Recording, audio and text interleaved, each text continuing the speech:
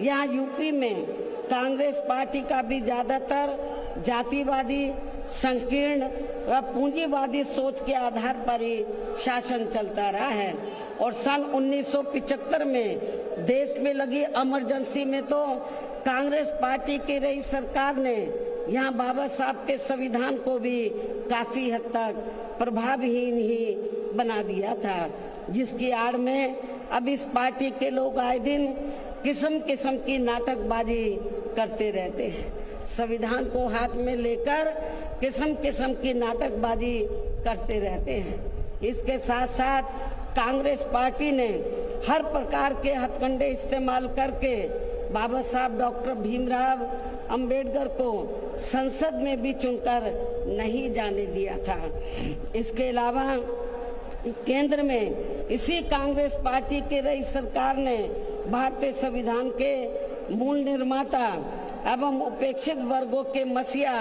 परम पूज्य बाबा साहब डॉक्टर भीमराव अंबेडकर को भारत रत्न की उपाधि से भी सम्मानित नहीं किया था। इसके बाद फिर इनकी मूवमेंट को आगे गति देने वाले मान्यवर श्री कांशीराम जी को भी उनके देहांत के बाद केंद्र में रही इसी कांग्रेस पार्टी की सरकार ने इनके सम्मान में एक दिन के लिए भी राष्ट्रीय शोक घोषित नहीं किया था। इसी प्रकार समाजवादी पार्टी की भी सरकार ने एक दिन के लिए भी राष्ट्रीय शोक घोषित नहीं किया था। साथ ही इन्होंने देश में पिछड़े वर्गों की आरक्षण संबंधी मंडल कमीशन की रिपोर्ट को भी लागू नहीं किया था, जिसे फिर बीएसपी के अथक प्रयासों से श्री बीपी सिंह जी की रही सरकार में ही लागू किया गया था। इसके साथ साथ उसी समय ही बाबा साहब डॉक्टर भीमराव अंबेडकर जी को भी भारत रत्न की उपाधि से सम्मानित किया गया था। इसी प्रकार अब बीजेपी व अन्य जातिवादी पार्टियों के भी शासनकाल में इन वर्गों का शोषण व उत्पीड़न आदि होना अभी तक भी बंद नहीं हुआ है। इसके अलावा इनकी सरकारों में भी जनता को लुभाने के लिए आए दिन घोषणाएं, शिलान्यास व उद्घाटन आदि तो काफी किए जाते हैं, लेकिन इनसे भी जनता को कोई खास लाभ मिलने वाला नहीं है, क्योंकि ये कागजी व हवाई ज्यादा और जमीनी हकीकत में बहुत कम होते हैं। ऐसी स्थिति में आप लोगों को पूरे देश में सर्वजन हिताय व सर्वजन सुखाय की नीतियों पर आधारित ही अपनी पार्टी को ही हर मामले में मजबूत बनाकर इसे केंद्र एवं राज्यों की भी सत्ता में लाना बहुत जरूरी है। और अब पार्टी के लोगों को यहाँ उत्तर प्रदेश सहित देश के अन्य जिन भी राज्यों में कुछ समय के बाद जो एक साथ विधानसभा के आम चुनाव होने वाले हैं, तो उनको वहां भी ऐसी सभी विरोधी पार्टियों को सत्ता में आने से जरूर रोकना है। और खासकर यहाँ यूपी में तो इनको अपनी पार्टी बीएसपी की ही फिर से अकेले पूर्ण बहुमत की सरकार बनाना बहुत जरूरी है, जिसे यहाँ कांग्रेस, बीजेपी, सपा व अन्य सभी विरोधी पार्टियां किस्म किस्म के षड्यंत्र व हथकंडे आदि इस्तेमाल करके इसे रोकने का हर संभव पूरा प्रयास करेगी। और इस संदर्भ में वैसे आप लोगों को ये मालूम है कि सन 2007 में यूपी में बीएसपी की ही अकेले ही पूर्ण बहुमत की सरकार बनने के बाद फिर बीएसपी की सर्वजन हिताय व सर्वजन सुखाय की रही कार्यशैली से पूरे देश में बीएसपी के बढ़ते हुए प्रभाव को देखकर फिर यहाँ सभी जातिवादी, संकीर्ण व पूंजीवादी पार्टियों ने अंदर आपस में एकजुट होकर अपनी पार्टी को यहाँ सत्ता में वापस नहीं आने दिया है। साथ ही देश के अन्य राज्यों में भी अपनी पार्टी को आगे नहीं बढ़ने दिया है, क्योंकि बीएसपी के यहाँ अकेले ही सत्ता में आने पर यहाँ यूपी में सन 2007 में बीएसपी के यहाँ अकेले ही सत्ता में आने पर इनको ये डर था सभी जो जातिवादी पार्टियां हैं, इनको ये डर था कि यदि बीएसपी को आगे बढ़ने से नहीं रोका गया तो फिर ये पार्टी केंद्र की सत्ता तक भी जरूर पहुंच सकती है, जिससे घबराकर फिर बीएसपी को पुणे या सत्ता में आने से व पूरे देश में भी आगे बढ़ने से रोकने के लिए फिर हुआ ये कि इसके बाद फिर खासकर यूपी में जो भी विधानसभा व अन्य राज्यों में भी विधानसभा व देश में लोकसभा के आम चुनाव हुए हैं, तो उन सभी चुनावों में यहाँ कांग्रेस, बीजेपी, सपा व अन्य सभी विरोधी पार्टियों ने अपनी खासकर जातिवादी मानसिकता के तहत चलकर वे अंदर अंदर आपस में एकजुट होकर तथा किस्म किस्म के हथकंडे इस्तेमाल करके फिर बीएसपी को इन्होंने कामयाब नहीं होने दिया। सारी जातिवादी पार्टियां अंदर अंदर एक हो गई थी। एक होकर इन्होंने जहां जहां बीएसपी जीत रही थी तो वहां इनको हराया। जो विरोधियों के कैंडिडेट जीत रहे थे उनको इन्होंने अपना वोट ट्रांसफर कराया। इसके साथ ही फिर बाकी रही सही कमी ईवीएम में की गई धांधली के जरिए पूरी कर दी गई, जबकि वर्तमान हालातों में ईवीएम के काफी विरोध के चलते ये ईवीएम वाला सिस्टम कभी भी खत्म किया जा सकता है। अब ईवीएम का विरोध बहुत हो रहा है और फिर उन्हें या बैलेट पेपर वाला सिस्टम लागू हो सकता है, इसकी भी काफी संभावना है। ऐसे में अब हर स्तर पर हमें हर स्तर पर हमेशा अपनी पार्टी को मजबूत बनाते रहना बहुत जरूरी है। इसके साथ ही सावधानी के तौर पर यहाँ मैं ये भी कहना चाहूँगी कि अब तो पूरे देश में विरोधी पार्टियों ने बीएसपी को कमजोर करने के लिए एक और षड्यंत्र ये रचा है कि अब इन्होंने विरोधी पार्टियों ने बीएसपी के विशेषकर दलित बेस वोट को बांटने के लिए इसी समाज में से स्वार्थी एवं बिकाऊ किस्म के लोगों को इस्तेमाल करके वे उनके जरिए अनेकों पार्टियां व संगठन आदि भी काफी बनवा दिए हैं, जिनसे ये जातिवादी पार्टियां चुनाव में अपने अपने फायदे के हिसाब से उम्मीदवार खड़े करवा के बीएसपी को कमजोर करने में लगी है। और अब तो ये पार्टियां अंदर अंदर खुद अपने वोट ट्रांसफर करा के इनके एक आधी उम्मीदवार भी जिताकर भेज रही है, ताकि इससे दलितों का वोट बांटने में इनको कुछ मदद मिलती रहे। ऐसी स्थिति में अब आप लोगों को पुणे या यूपी में अपनी पार्टी को सत्ता में लाने वे अभी हाल ही में बिहार प्रदेश में होने वाले विधानसभा आम चुनाव में तथा आगे चलकर अन्य और राज्यों में भी विधानसभा व देश में लोकसभा के होने वाले आम चुनाव में भी अपनी पार्टी का बेहतर रिजल्ट लाने के लिए ऐसे सभी स्वार्थी एवं बिकाऊ दलित संगठनों व पार्टियों को अपने यार दोस्त, जात बिरादरी व रिश्ते नाते आदि के चक्कर में भी पड़कर अब इनको अपना एक भी वोट देकर खराब नहीं करना है, वरना फिर इसका पूरा लाभ यहाँ विरोधी पार्टियों को ही मिलता रहेगा। जिसे भी खास ध्यान में रखकर अब हर छोटे बड़े चुनाव में आप लोगों को अपना एक भी वोट ऐसे सभी स्वार्थी एवं बिकाऊ पार्टियों एवं संगठनों आदि को नहीं देना है, बल्कि अपनी एकमात्र हितैषी पार्टी बीएसपी को ही देना है, ताकि बीएसपी फिर से अपना बेहतर रिजल्ट लाकर पुणे या यूपी की सत्ता में वापस हो सके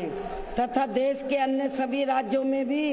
पार्टी पुणे आगे बढ़ सके। और इसके लिए विरोधी पार्टियों के ऐसे अनेकों और भी सभी हथकंडों से अपनी पार्टी के लोगों को जरूर सावधान रहना है। इसके अलावा पार्टी के लोगों को सचेत करने के उद्देश्य से यहाँ मैं ये भी कहना चाहूँगी कि पिछले कुछ समय से दुनिया के अनेकों देश किसी न किसी मुद्दे को लेकर हुए बवाल व हिंसा आदि से काफी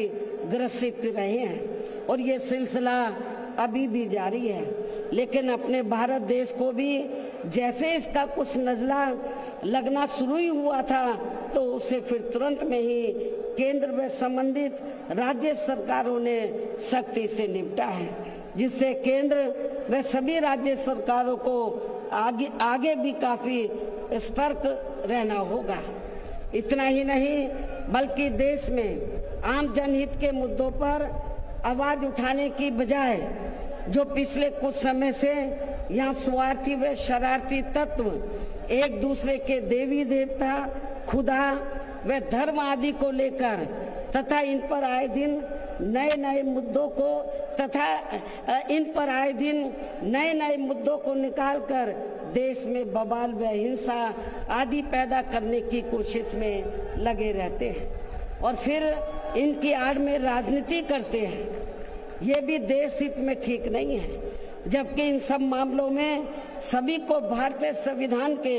मुताबिक चलना चाहिए। साथ ही सभी धर्मों का पूरा आदर सम्मान भी करना चाहिए और इनके सदियों से चले आ रहे धार्मिक नियम, मान्यताएं व परंपराएं आदि में भी किसी को दखल देना उचित नहीं है और ना ही इनकी आड़ में आई लव आदि की कोई राजनीति नहीं करनी चाहिए। इसके अलावा जहां तक पिछले दिनों जम्मू कश्मीर के पर्यटक स्थल पहलगांव में हुई आतंकी घटना का सवाल है, जिसमें काफी महिलाओं के सिंदूर उजड़ गए थे, तो ये अत्यंत ही दुखद व चिंता की बात है। हालांकि इस घटना को होने से रोका जा सकता था, बशर्ते यदि उस समय सरकार द्वारा इस पर्यटक स्थल पर सुरक्षा का उचित प्रबंध किया होता, जो नहीं किया गया था। साथ ही हमारी विदेश नीति भी हमेशा देश व जनहित में ही होनी चाहिए और इस मामले में अभी हाल ही में अमेरिका द्वारा लगाए गए भारी टैरिफ से भी केंद्र सरकार को काफी सचेत रहने की जरूरत है और इसी परिप्रेक्ष्य में इन्होंने स्वदेशी उत्पाद को बढ़ावा देने पर जोर देकर जो देश को आत्मनिर्भर बनाने की बात कही है, तो ये हवाई ना होकर बल्कि जमीनी हकीकत में भी लोगों को होता हुआ नजर आना चाहिए, जिसका फिर हमारी पार्टी भी जरूर स्वागत करेगी। और अब इन सब बातों को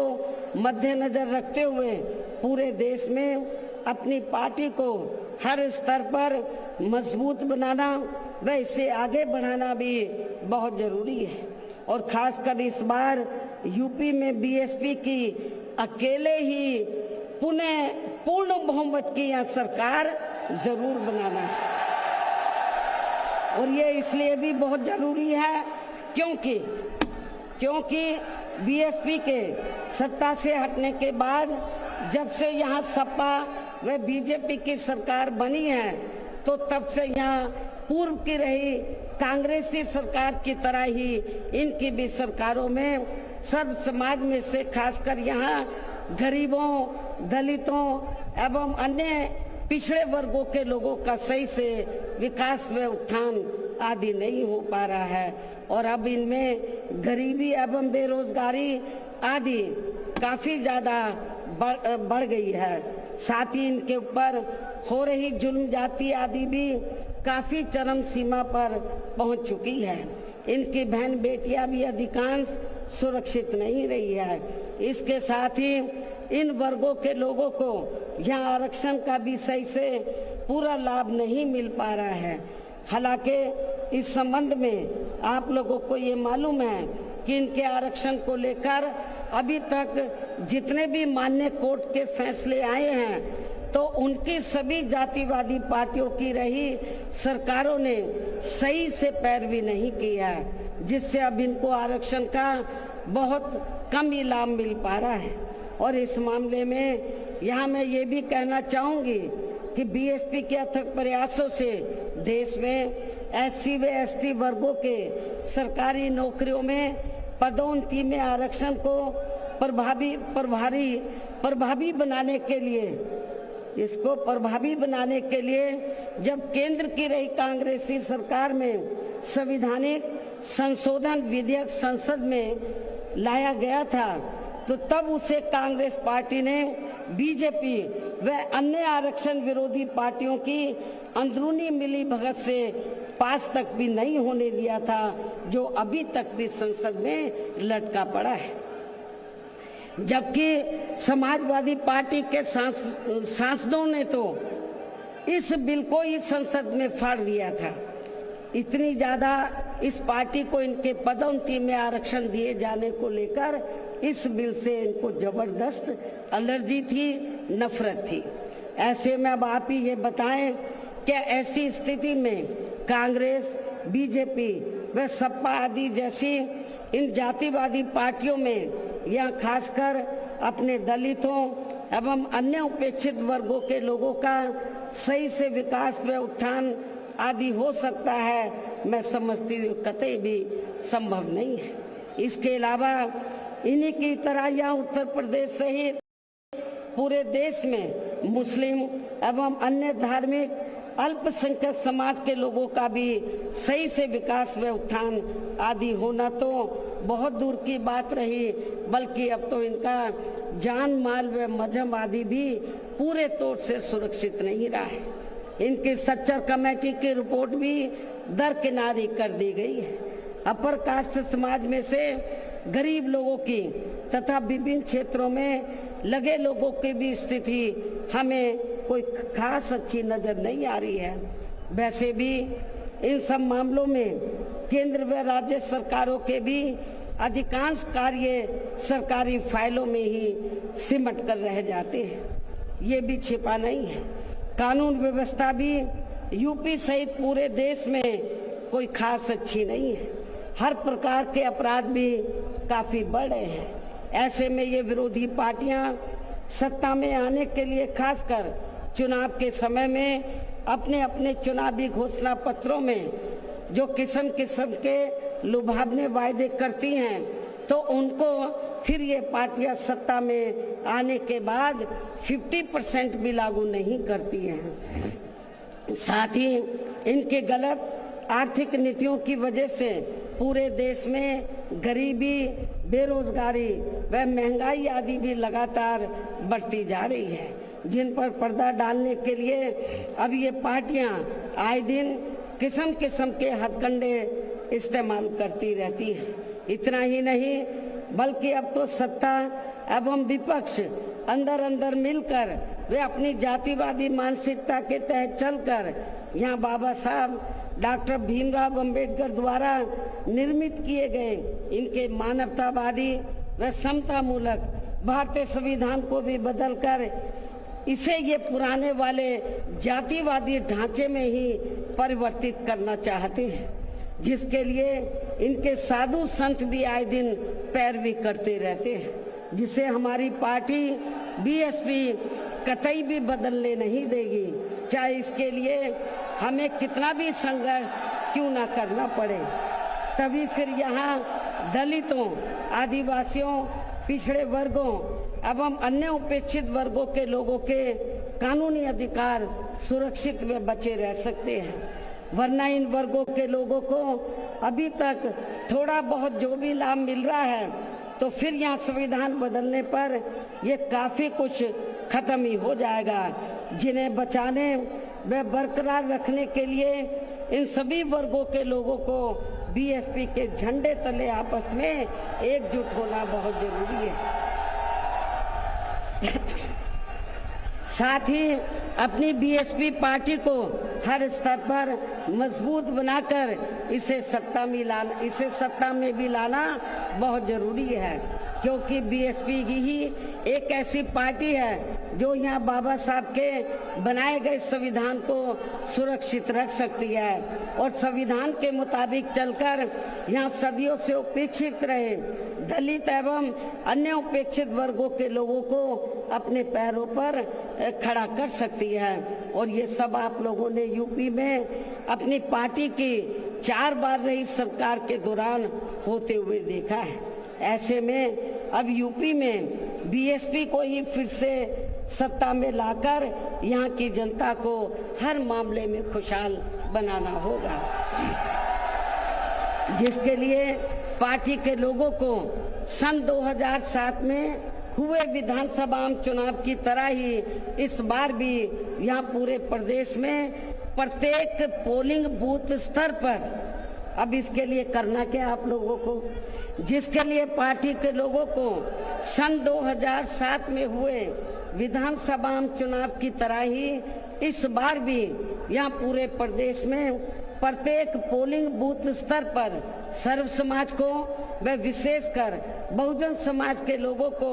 उनकी छोटी छोटी बैठकों के जरिए उन्हें बीएसपी की सर्वजन हिताय व सर्वजन सुखाय की नीतियों एवं सिद्धांतों आदि से जोड़ना है और इस दौरान इन्हें बीएसपी के बेहतरीन रहे शासनकाल की उपलब्धियों के बारे में बताना है। साथ ही उन्हें विरोधी पार्टियों के किस्म किस्म के हथकंडों से सावधान रहने के बारे में भी जरूर बताना है।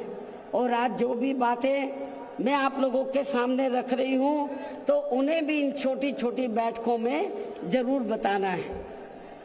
और यदि पार्टी के लोग मेरी इन सब बातों पर सही से अमल कर लेते हैं तो फिर इस बार अपनी पार्टी के हाथों में यहाँ सत्ता